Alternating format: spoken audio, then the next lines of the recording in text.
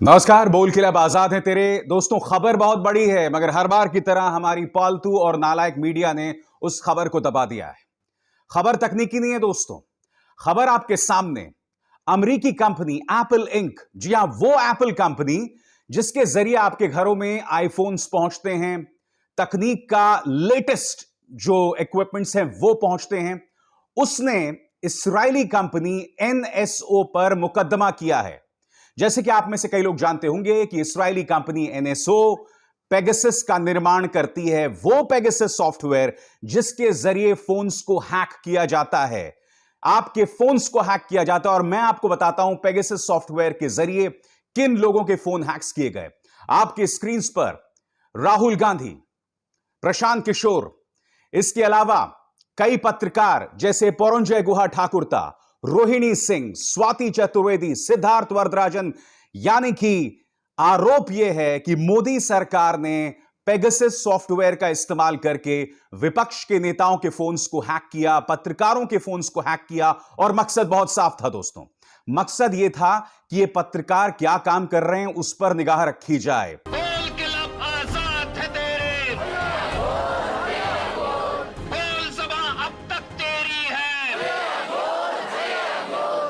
मकसद यह था कि विपक्ष जो है वो किससे मिल रहा है, उसकी क्या रणनीति है, उस पर नजर डाली जाए। क्योंकि हमें नहीं भूलना चाहिए दोस्तों कि राहुल गांधी का फोन तब हैक किया गया था जब कर्नाटक में भारतीय जनता पार्टी ने जेडीएस और कांग्रेस की साझा सरकार को गिरा दिया था।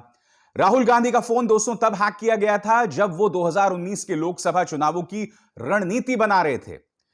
तो एक तरह से कहा जा सकता है कि राहुल गांधी और उनकी टीम की क्या रणनीति थी, इसकी हर चीज की मालूमात किसी कंट्रोल रूम में जो है थी सरकार को।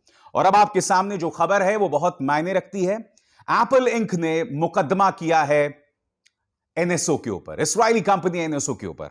मगर मैं कुछ और कहना चाहता हूं। मोदी सरकार अब भी इनकार की मुद्रा में क्यों है, डिनायल के मोड में क्यों है?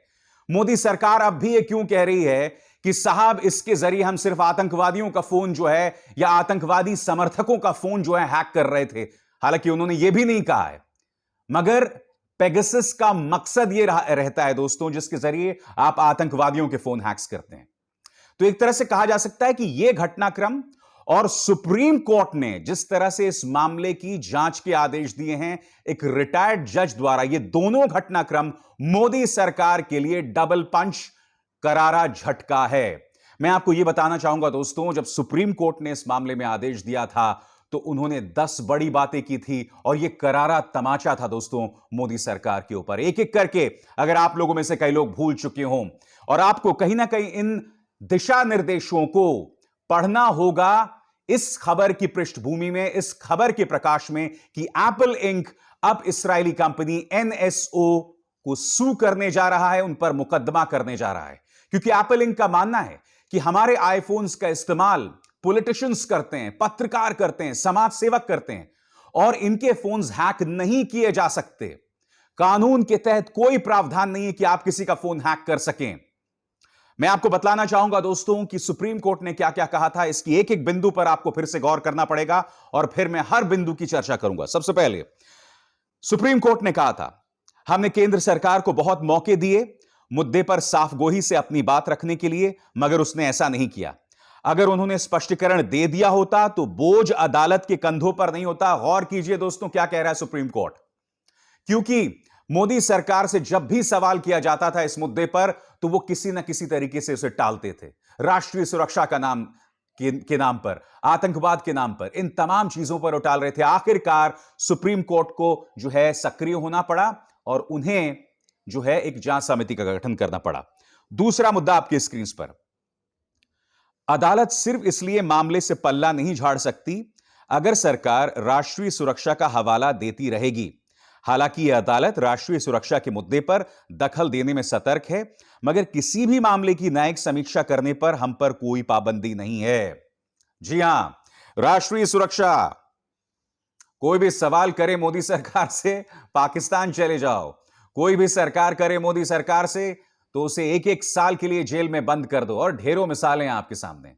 भीमा कोरेगांव मामले पर पिछले 1 साल से न जाने कितने लोगों को जेल में बंद किया गया। और हमें ये नहीं भूलना चाहिए, खबर सामने उभर कर आई थी कि किस तरह से एक सामाजिक कार्यकर्ता के लैपटॉप को, जी हां, लैपटॉप को भी हैक करवाया गया था, कथित तौर पर मोदी सरकार द्वारा, सब कुछ राष्ट्रीय सुरक्षा के नाम पर। आगे देखते हैं सर। बार बार राष्ट्रीय सुरक्षा का हवाला देकर सरकार बच नहीं सकती और अदालत मूक दर्शक नहीं बनी रह सकती। क्योंकि हो क्या रहा है दोस्तों, सरकार राष्ट्रीय सुरक्षा के नाम पर कुछ नहीं कर रही है। सरकार सिर्फ अपनी राजनीतिक रोटियां सेकने के लिए, अपने राजनीतिक उद्देश्यों की पूर्ति के लिए कथित तौर पर पेगासस का इस्तेमाल करती है। क्योंकि आपके पास कोई तर्क नहीं है जब आप पत्रकारों के फोन को हैक करें, जब आप विपक्ष के नेताओं के फोन को हैक करें। इसलिए सुप्रीम कोर्ट का यह ऑब्जर्वेशन खासा मायने रखता है। इसके बाद सरकार इनकार यानी डिनायल की मुद्रा में नहीं रह सकती, इसलिए हम स्वतंत्र एक्सपर्ट्स की एक कमेटी का गठन करने का ऐलान कर रहे हैं, जिसके नेतृत्व एक रिटायर्ड जज करेंगे। 5वां नंबर, ऐसी समिति का गठन बहुत मुश्किल होगा, लिहाजा हमने इसके गठन की आजादी रिटायर्ड जज के विवेक को सौंप दिया है। 6वां नंबर, आरोप बहुत संगीन है, इसके खतरनाक परिणाम हो सकते हैं। मामले में विदेशी हाथ की आशंका भी जताई गई है। यकीनन दोस्तों, मामले में विदेशी हाथ की आशंका जतलाई गई है। इस्राएली कंपनी है, इस्राएल के अपने बिजनेस इंटरेस्ट हैं, इस्राएल के अपने सामरिक इंटरेस्ट्स हैं, इसलिए अदालत ने इस मुद्दे पर अपनी चिंता जाहिर की। आगे दोस्तों क्या है? 7वां नंबर, जब भी लोगों के बुनियादी अधिकारों को रौंदने का प्रयास किया जाता है, हमने उन्हें पूरा संरक्षण दिया है। निजता के अधिकार की व्यापक चर्चा होनी चाहिए। देखिए दोस्तों, सरकार यह नहीं कह सकता, या सरकार यह नहीं कह सकती कि साहब राइट ऑफ प्राइवेसी जो है एब्सोल्यूट नहीं है। यकीनन राष्ट्रीय सुरक्षा के नाम पर राइट ऑफ प्राइवेसी के मायने नहीं है, खासकर वो लोग जो लोग आतंकवादियों की मदद कर रहे हैं अलग अलग तरीकों से। मगर मैंने आपका नाम लिया जिन लोगों का, जिन पत्रकारों का, जिन विपक्ष के नेताओं का, इनमें से कोई आतंकवादी नहीं है, कोई भी आतंकवादी समर्थक नहीं है। नहीं नहीं नहीं नहीं, मैं बीजेपी प्रचार तंत्र के परिभाषा में जो लोग आतंकवादी होते हैं उनकी बात नहीं कर रहा हूं। उनके हिसाब से तो हर वो शख्स जो प्रधानमंत्री नरेंद्र मोदी से सवाल करता है वो आतंकवादी है। मैं आपकी उस बकवास प्रोपेगेंडा की बात नहीं कर रहा हूं। इसके बाद, निजता का अधिकार सिर्फ पत्रकारों और नेताओं का नहीं बल्कि आम इंसान का भी है। सभी फैसलों को संवैधानिक प्रक्रिया के अंतर्गत आना होगा। दोस्तों, ये तमाम जो 8 बिंदु मैंने आपको अब तक बताए, ये सुप्रीम कोर्ट ने अपने आदेश में कहा था जब उन्होंने एक रिटायर्ड जज को पेगासस मामले की जांच के आदेश दिए थे। और उसमें वो साफ तौर पर कह रहे हैं कि सरकार जो भी फैसले लेगी उसे संवैधानिक दायरों से होकर गुजरना पड़ेगा, वरना लोकतंत्र ही नहीं रहेगा। ये सरकार की दिक्कत क्या है दोस्तों कि हर चीज में ये लोग लेकर आते हैं राष्ट्रवाद को। और सच तो यह है, 7 साल में भारतीय जनता पार्टी ने राष्ट्रवाद शब्द का जितना नुकसान पहुंचाया है ना, उतना 50 या 60 सालों में कांग्रेस ने सेक्युलरिज्म शब्द को नुकसान ना पहुंचाया होगा, जितना राष्ट्रवाद शब्द को नुकसान जो है भाजपा पहुंचा रही है। आगे, आतंक से लड़ने के लिए एजेंसीज को सर्वेलांस की जरूरत पड़ती है, कभी कभी निजता को भी भंग करना पड़ता है, इसके दायरों को तोड़ना पड़ता है, मगर तकनीक का इस्तेमाल संवैधानिक प्रक्रिया से होकर गुजरना पड़ेगा। फिर दोहरा रहा है यहां पर सुप्रीम कोर्ट कि जो भी आप तकनीक का इस्तेमाल करें, संवैधानिक प्रक्रियाओं से होकर गुजरें। और 10वीं और आखिरी बात, पेगासस से जुड़ी याचिका मीडिया रिपोर्ट्स पर आधारित थी, जिसे अदालत अमूमन खारिज कर देती है, मगर याचिकाकर्ताओं ने अतिरिक्त जानकारी भी अदालत के सामने पेश की थी। जी हां दोस्तों, अतिरिक्त जानकारी भी पेश की गई थी, जिसके चलते सुप्रीम कोर्ट ने इसको गंभीरता से लिया। आज मैं आपके सामने कुछ सवाल रखना चाहता हूं दोस्तों। इस्राएल के डिफेंस मिनिस्टर फ्रांस भागते हैं। क्यों भागते हैं? क्योंकि रिश्ते बिगड़ रहे होते हैं। और ऐसा क्यों होता है दोस्तों? क्योंकि फ्रांस के राष्ट्रपति इमैनुअल मैक्रों का भी कथित तौर पर फोन हैक किया गया था पेगासस के जरिए। इस्राएल को डराया जाता है कि अगर आप इस मुद्दे को संबोधित नहीं करेंगे तो रिश्तों पर असर पड़ेगा। मैं आपसे सवाल पूछना चाहता हूं, क्या मोदी सरकार ने इस मुद्दे पर किसी तरह की कोई साफगोही दिखलाई है? किसी तरह का कोई कंसर्न दिखाया है कि हम अपने नागरिकों के प्रति, हम अपने पत्रकारों के प्रति, हम विपक्ष के नेताओं के प्रति, जो सब इस देश के नागरिक हैं, उनके प्रति जो है हमारा एक रवैया है, एक सहानुभूतिपूर्ण रवैया है। आज की तारीख में दोस्तों हम एक लोकतंत्र हैं, मगर हमारा रवैया पेगासस के मामले को लेकर किसी भी ऑटोक्रेटिक, किसी भी तानाशाही देश से कम नहीं है। क्योंकि आपने देखा होगा इस मामले में शुरू से ही जिस तरह से सरकार की प्रतिक्रिया रही है, जिस तरह से रविशंकर प्रसाद पूर्व आईटी मिनिस्टर जिस तरह से बातें किया करते थे, अब तो खैर वो गायब हो गए हैं, तो जिस तरह से बातें किया करते थे, जिस तरह से उलूल जुलूल तर्क जो हैं संसद में दिए जाते थे, तो इससे पता चलता है कि सरकार जो है वो इस मुद्दे पर बिल्कुल भी ट्रांसपेरेंट नहीं है। और यही नहीं दोस्तों, इन्होंने अपनी पालतू मीडिया को लगा दिया था। मैं नहीं भूला हूं दोस्तों, जी न्यूज, रिपब्लिक और ये तमाम न्यूज चैनल्स कह रहे थे कि खोदा पहाड़ निकली चूहिया, कैसे कैसे लोगों की जासूसी कराई जा रही है जो पत्रकार भी नहीं है।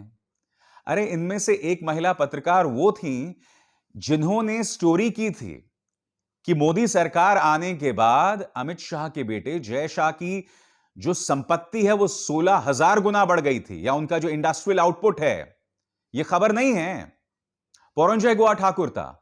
उन्होंने लगातार किताब लिखी, गौतम अडानी, मुकेश अंबानी के बारे में उन्होंने स्टोरीज की। यह हकीकत है। क्या ये कहानियां नहीं होनी चाहिए? क्या इस पर चर्चा नहीं होनी चाहिए? क्या देश की जनता को नहीं पता होना चाहिए कि देश के दो सबसे धनी लोग क्या कर रहे हैं, राजनीति में उसका कैसा दखल है? अब बताइए, कल ही की खबर है, गौतम अडानी अब देश के सबसे धनी आदमी हो गए हैं। उन्होंने मुकेश अंबानी को भी पीछे छोड़ दिया। बताइए अंबानी जी, आपकी तो पूरा कब्जा था गोदी मीडिया के ऊपर। आपके तमाम न्यूज चैनल्स के जरिए पूरा प्रचार चलता था, फिर भी गौतम अडानी जी ने आपको पीछे छोड़ दिया है। खैर वो मुद्दा अलग है दोस्तों। मुद्दा यहां पर यह है कि पेगासस का मामला एक बहुत गंभीर मामला है, और मुझे खुशी है इस बात की कि जो न्यूज क्लिक में मेरे जो दर्शक हैं वो इस मुद्दे को समझते हैं। क्योंकि देखिए, आप और हम अपनी निजी जिंदगी में क्या कर रहे हैं, सरकार को उसमें दखल करने का कोई अधिकार नहीं है जब तक उसका रिश्ता नेशनल सिक्योरिटी, राष्ट्रीय सुरक्षा से ना हो। और जो तमाम मिसाल मैंने आपके सामने दी है दोस्तों, उनमें से एक भी मुद्दा राष्ट्रीय सुरक्षा को लेकर नहीं है। आप मुझे बताइए ना, जिस लड़की ने former chief justice of India Ranjan Gogoi के खिलाफ यौन उत्पीड़न, सेक्सुअल हैरेसमेंट का केस किया था, ना सिर्फ उसका फोन जो हैक करके पेगासस के जरिए उसके फोन को हैक किया गया था, बल्कि उसके परिवार के 10 से 11 अन्य सदस्यों के भी फोन्स हैक किए गए थे पेगासस के जरिए। एक तो वो पीड़ित है, उसने सेक्सुअल हैरेसमेंट का आरोप लगाया, ऊपर से आपने उसी के परिवार के फोन्स को हैक कर दिया पेगासस के जरिए। इससे बड़ा अत्याचार क्या हो सकता है? और रंजन गोगोई साहब रिटायर होने के बाद सीधे राज्यसभा पहुंच गए भारतीय जनता पार्टी की मदद से। तो आपको पता चलता है कि सरकार कैसे काम करती है, इसकी सोच क्या है। इसलिए मैं बार बार कह रहा हूं दोस्तों, एप्पल इंक ने जो मुकदमा किया है इस्राएली कंपनी एनोसोक पर पेगासस सॉफ्टवेयर को लेकर, उस सब की तारीफ की जानी चाहिए। और मुझे उम्मीद है कि मोदी सरकार भी पारदर्शी रवैया अपनाएगी इस मुद्दे पर और साफगोई से अपनी बात रखेगी। अभिसार शर्मा को दीजिए इजाजत। नमस्कार।